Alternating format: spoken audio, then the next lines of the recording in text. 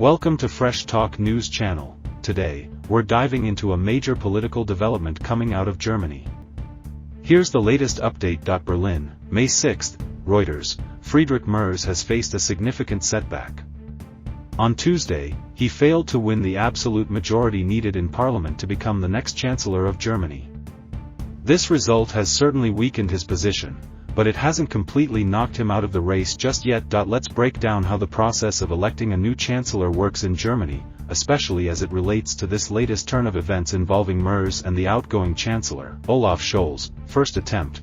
What went wrong? According to Article 63 of Germany's constitution, also known as the Basic Law, a candidate must win an absolute majority in the Bundestag, which is the lower house of Parliament, to be elected as Chancellor on the first ballot. Merz received 310 votes. However, an absolute majority in the 630-member Bundestag requires at least 316 votes.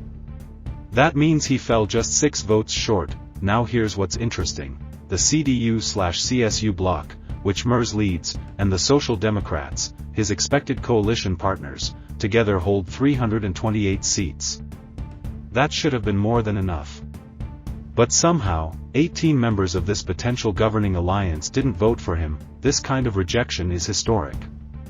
No chancellor in Germany's post-war history has ever failed to get parliament's approval on the first try. What happens next? Now, the German parliament has 14 days to try again, under the same rules. According to reports from the newspaper Frankfurter Allgemeine Zeitung, there won't be another vote immediately, and several lawmakers have confirmed that there will be a delay before the next attempt. Can another candidate be proposed? Technically, yes.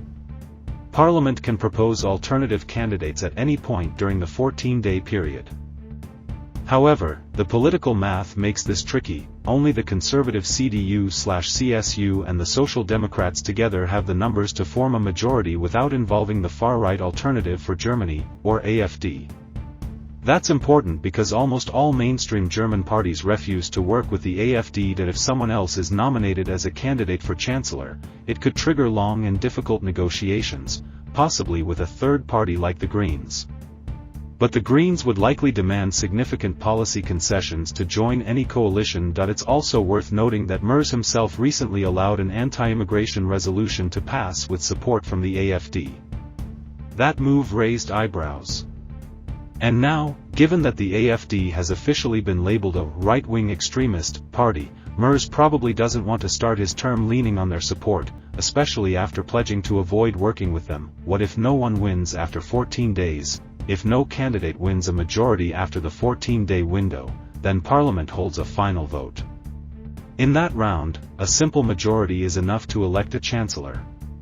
That means Merz could still win, as long as he manages to keep the same level of support he had at the beginning, but by that point, it would follow a bruising and drawn-out political battle, until a new Chancellor is elected and sworn in. Olaf Scholz remains in office as acting Chancellor. That's the latest from Germany's political front. Thanks for watching Fresh Talk News Channel.